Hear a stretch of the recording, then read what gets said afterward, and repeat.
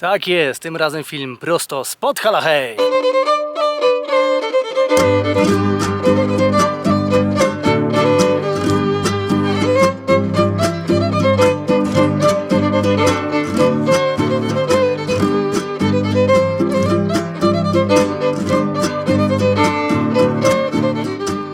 Cześć, nazywam się Benedykt Madziar i zapraszam Was na pierwszy odcinek z cyklu Projekt 12 godzin, którego no właśnie raczej nie mogłem zrobić nigdzie indziej jak w naszych pięknych polskich Tatrach, w których uwielbiam, jeśli mam tylko chwilę wolnego czasu, przebywać. Ale oprócz gór pojawi się również wątek kulinarny z Zakopanego. I z racji takiej, że jest to pierwszy odcinek, to jeszcze tak szybko wyjaśnię, na czym polega projekt 12 godzin. Będę pokazywał, jak aktywnie można spędzić czas w miejscach, które będę odwiedzał w Polsce, a czasem też za granicą, oraz dodam do tego wspomniany przed chwilą wątek kulinarny. Czasem to będzie jakieś regionalne danie czy produkt, a czasem będzie to miejsce, w którym można dobrze i smacznie zjeść. I to wszystko w 12 godzin. W filmie co jakiś czas będzie pojawiała się informacja, ile już minęło godzin, tak abyście widzieli, w jakim przedziale czasowym co zrobiłem. Pierwszy odcinek to będzie taka piesza wędrówka, prawie całodniowa wyprawa, kilkadziesiąt kilometrów, podczas której pokażę część miejsc, jakie będę mijał. Będzie sporo przebitek z pięknymi górskimi widokami oraz przedstawię informacje na temat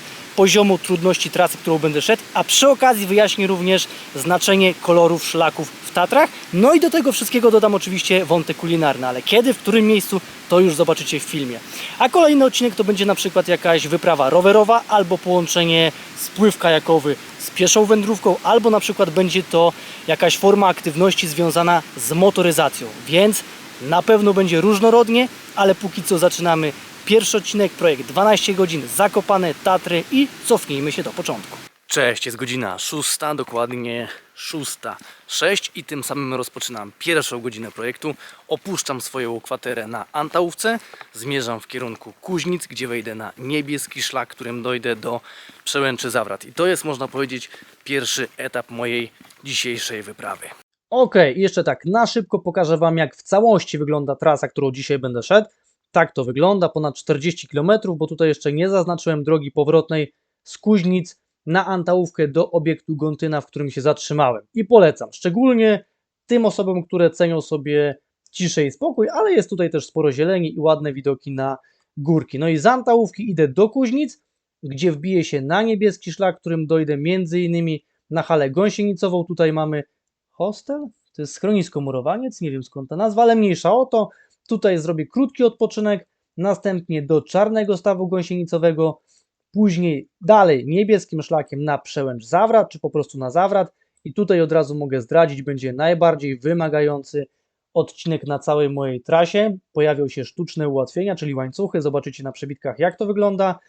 I następnie niebieskim szlakiem schodzę w kierunku Doliny Pięciu Stawów Polskich, ale tutaj nie dochodzę, tylko na skrzyżowaniu z żółtym szlakiem wbijam się i idę w kierunku Szpiglasowej Przełęczy, następnie wchodzę żółtym szlakiem na Szpiglasowy Wierch i idę później dalej żółtym szlakiem do Morskiego Oka. Tutaj zrobię sobie trochę dłuższy odpoczynek, no i można powiedzieć, zacznie się droga powrotna czerwonym szlakiem, niestety kawałek asfaltem, aż do wodogrzmotów Mickiewicza. Za wodogrzmotami Mickiewicza wejdę w las, dalej czerwonym szlakiem, no i tutaj już później Rówień Waksmuncka, Psia Trawka, Polana Olczyska i z powrotem do Kuźnic. Niby ładny, fajny, przyjemny szlak przez las, ale uwierzcie mi, że jest tutaj jeszcze kilka takich momentów, gdzie można się mocno zmęczyć i bardzo spocić. No i tak to w skrócie wygląda. No i co, lecimy dalej.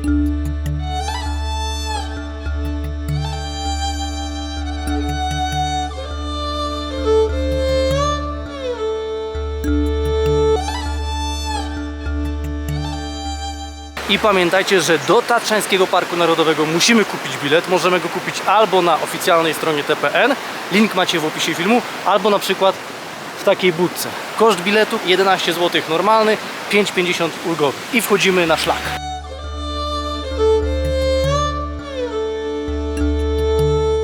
I już na wstępie mogę powiedzieć, że dla niektórych już ten początek, pierwszy etap szlaku niebieskiego może okazać się wymagający, szczególnie dla osób, które nie mają kondycji, tak? I trzeba pamiętać, że wyjście w góry to nie są żadne wyścigi.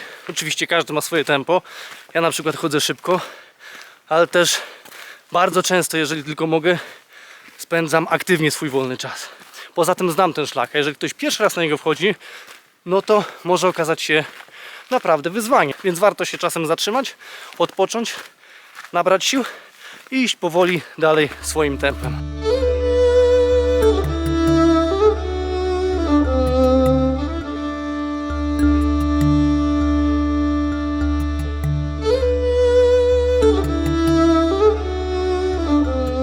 Minąłem właśnie przełęcz między kopami. Stamtąd możemy na przykład sobie pójść szlakiem żółtym w kierunku Kuźnic. Szlak żółty jest szlakiem łącznikowym, ale więcej o znaczeniu kolorów szlaków powiem później. I do hali gąsienicowej mam jakieś, no jak dla mnie, 20 do 30 minut maksymalnie. Pogoda piękna, aczkolwiek później ma się trochę zachmurzyć.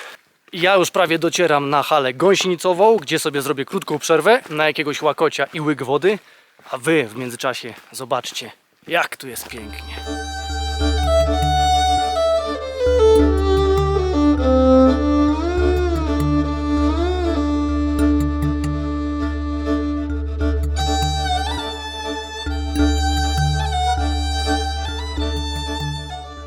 Na hali gąsienicowej znajduje się schronisko Murowaniec. Jakby ktoś na przykład chciał zjeść bardziej porządne śniadanie albo na przykład skorzystać z toalety. Tylko z tego co pamiętam, toalety w schronisku są chyba płatne.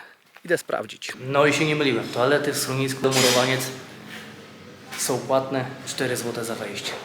Można płacić kartą jakby co. No i za śniadanie w Murowańcu jajecznica z 2 jajek, 2-3 plasterki sera żółtego, wędliny, jakiś tam ogórek, pomidor, 33 zł. I ja kontynuuję wyprawę dalej niebieskim szlakiem, teraz już w kierunku Czarnego Stawu Gąsienicowego.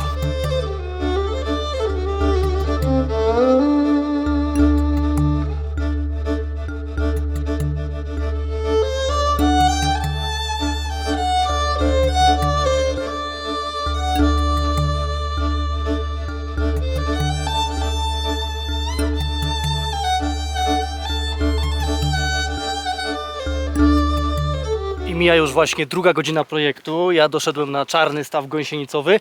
Nie zatrzymuję się tutaj i idę już dalej w kierunku Przełęczy Zawra.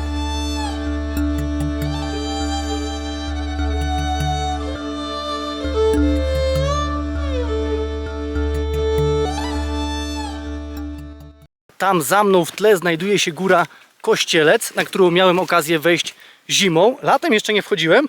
Jak ktoś by chciał obejrzeć film, że tak powiem, ze szczytowania zimowego na Kościelec, to zapraszam, jest taki krótki film na moim kanale. Link też macie w opisie filmu. No i teraz zacznie się już trudniejszy etap tej wyprawy, ponieważ będę wchodził tam pod górę, wysoko, na przełęcz Zawrat, ponad 2000 metrów nad poziom morza.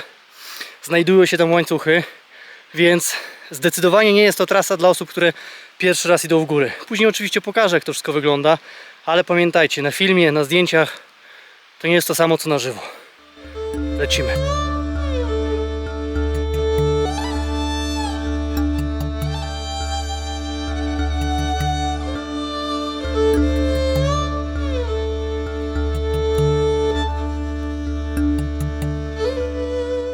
To, co bym wam doradził, udając się na tego typu szlak, to posiadanie kasku. Ja zazwyczaj go mam.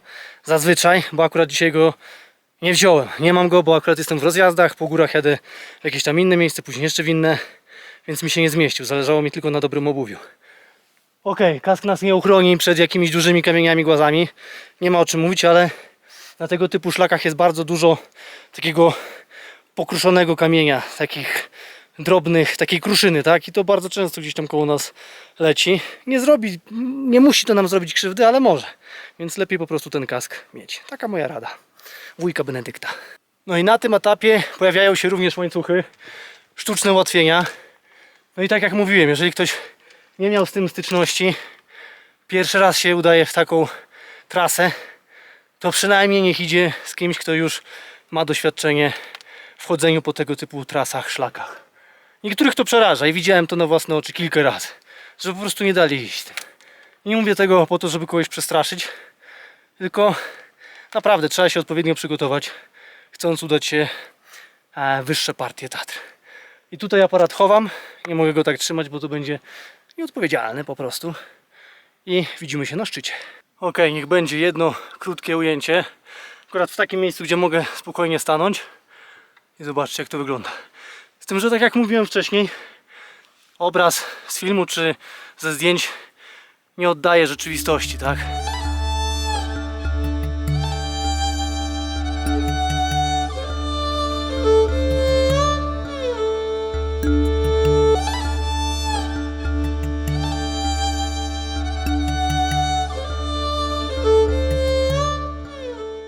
No i mija już 3. godzina projektu, minąłem Zawrat, nie zatrzymywałem się tam, bo już trochę dużo ludzi. Krótką przerwę sobie zrobię trochę później i udaję się już w kierunku Doliny 5 Stawów Polskich. I tam, jak zauważycie, no pod słońce niestety, ale ten filtr robi robotę, tak mi się przynajmniej wydaje i nie ma tragedii. A ja patrzę w ekran, czy dobrze Wam pokazuję, bo tam już widać właśnie Dolinę 5 Stawów Polskich. Tu jest super miejscówka, kilka razy się tutaj zatrzymywałem właśnie na jakąś krótką przerwę, łyk wody, żeby coś zjeść, podelektować się pięknym, majestatycznym widokiem i lecimy dalej. No i oczywiście w górach woda to podstawa, zazwyczaj mam 3 litry, 2 butelki 1,5 litrowe, ale dzisiaj mam 3,5, bo doszło jeszcze pół litra wody kokosowej. Osobiście ona mi nie smakuje, ale bardzo dobrze nawadnia, więc takie pół litra wody kokosowej wydaje mi się, że warto mieć. Tym bardziej, jeżeli idziemy na taką dłuższą trasę. No dobra, a co z przekąsek? Oczywiście są łakocie, ale są i kabanosy Tarczyńskiego. No lokowanie produktu, ok, ale polecam, bo sam kiedyś pracowałem w Tarczyńskim jako handlowiec i wiem, że jakościowo to są naprawdę bardzo dobre produkty.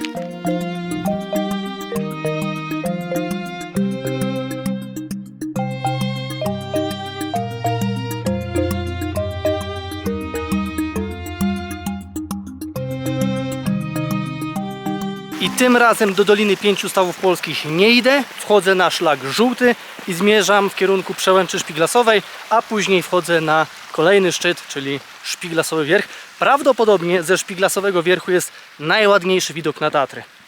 Za chwilę się przekonacie, ale w międzyczasie będzie jeszcze trochę przebitek.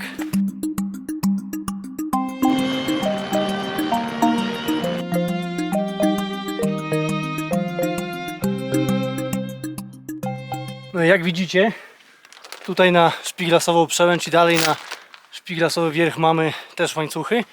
Z tymi łańcuchami jest tak, że można z nich korzystać, ale nie trzeba. Jeśli ktoś na przykład chodził po ściance wspinaczkowej, to będzie potrafił wyłapać takie dobre kamienie, gdzie można dobrze chwycić i pójdzie po tych kamieniach. Ale po to są łańcuchy, żeby z nich korzystać. Wybór należy do Was.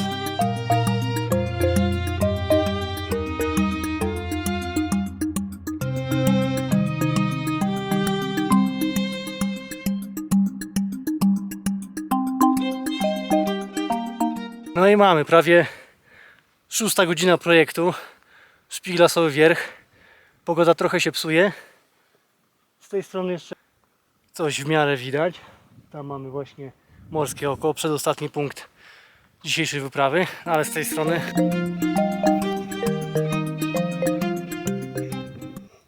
niestety tak to wygląda, ale jest pięknie i tak.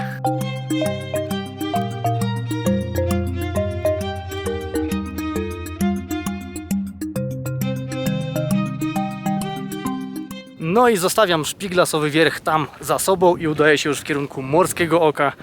I to jest przedostatni punkt dzisiejszej wyprawy. A tam za mną w tle, trochę w chmurach, znajduje się najwyższy szczyt polskich Tatr. Niektórzy mówią dach Polski, czyli Rysy. Raz miałem okazję wejść na Rysy.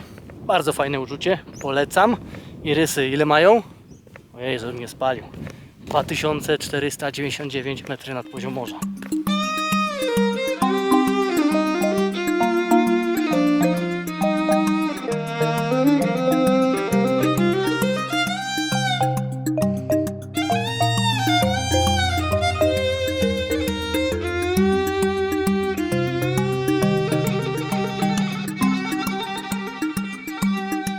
Krótki odpoczynek na Morskim Oku, płyny uzupełnione i lecimy dalej. Tutaj też macie toaletę, tylko tutaj nie zapłacicie kartą. 4 zł, tak samo jak w Murowańcu, ale tylko gotówka. I tak samo w sklepie. Nie przyjmują karty, tylko gotówka. To już jest prawie 8 godzina projektu. Opuściłem schronisko Morskie Oko i teraz czeka mnie droga powrotna około 20 km. Z tym, że to jest najgorszy odcinek całej trasy. Asfalt. Strasznie nie lubię tędy chodzić, ale nie ma też innej drogi. Na szczęście za około 2 km będzie odbicie w las i normalny, ładny szlak. I jedyny miły akcent na tej trasie asfaltowej to właśnie wodogrzmoty Mickiewicza, ale na szczęście już za chwilę odbicie na szlak czerwony.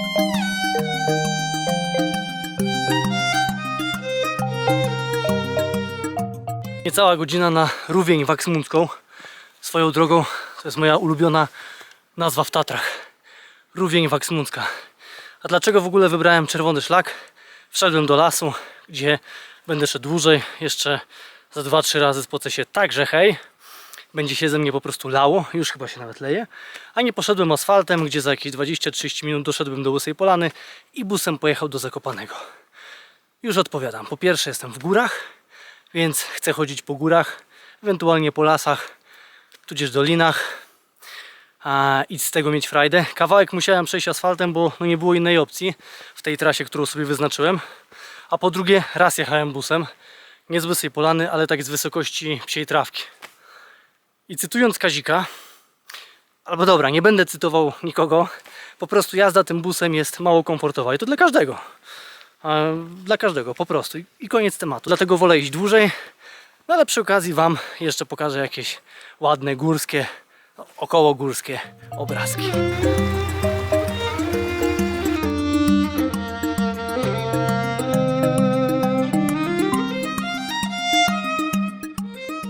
Mijam Waksmundzką Rówień, kieruję się na Psią Trawkę i dalej już do Kuźnic.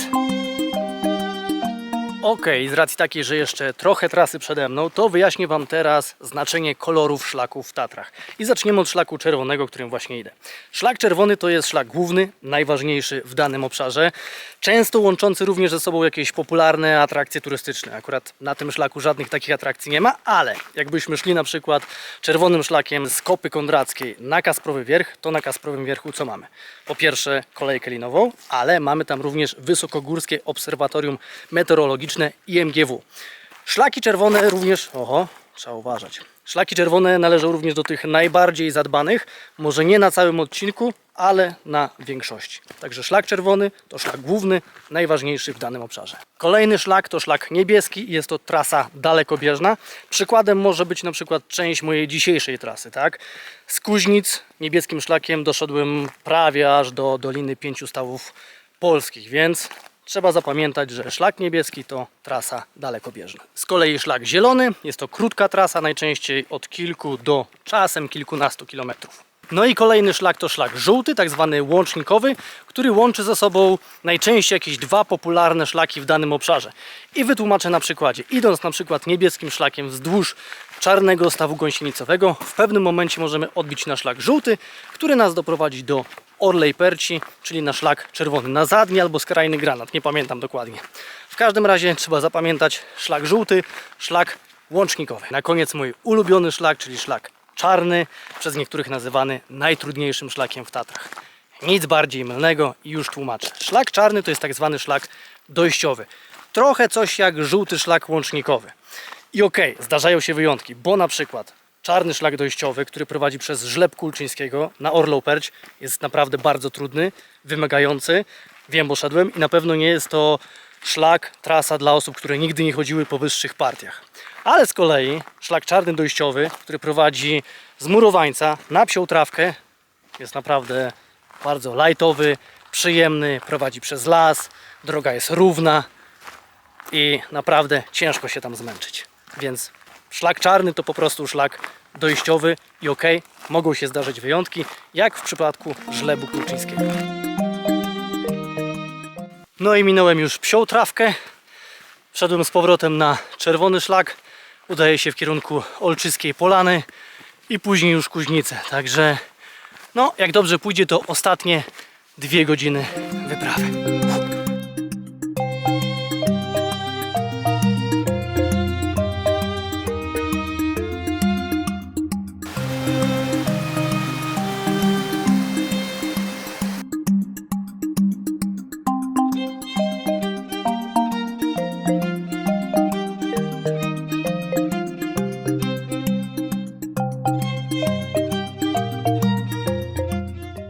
No i przyszła pora na wątek kulinarny. Po takiej całodniowej wyprawie wypadałoby zjeść jakiś konkretny posiłek i tym samym polecam Wam bar tatrzański, w którym się zatrzymuję praktycznie za każdym razem, kiedy schodzę z gór i nigdy się nie zawiodłem. Przynajmniej jeżeli chodzi o kotlet po zbójnicku czy naleśniki, które kiedyś tu jadłem na śniadanie. Także wchodzę do baru zrobić zamówienie.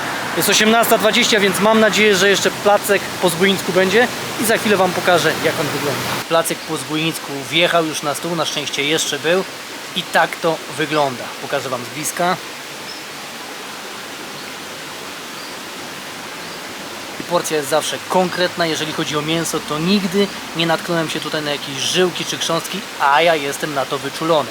No i do tego cena, bardzo przyzwoita, 36 zł placek po zbójnicku, a z jakimś napojem 51, więc polecam. Bar tatrzański, jeżeli byście wyszli z Kuźnic, a jeżeli wyjdziecie gdzieś indziej, no to po prostu przyjedźcie sobie tutaj i spróbujcie. Jak nie placek, to coś innego. Menu jest bardzo obszerne.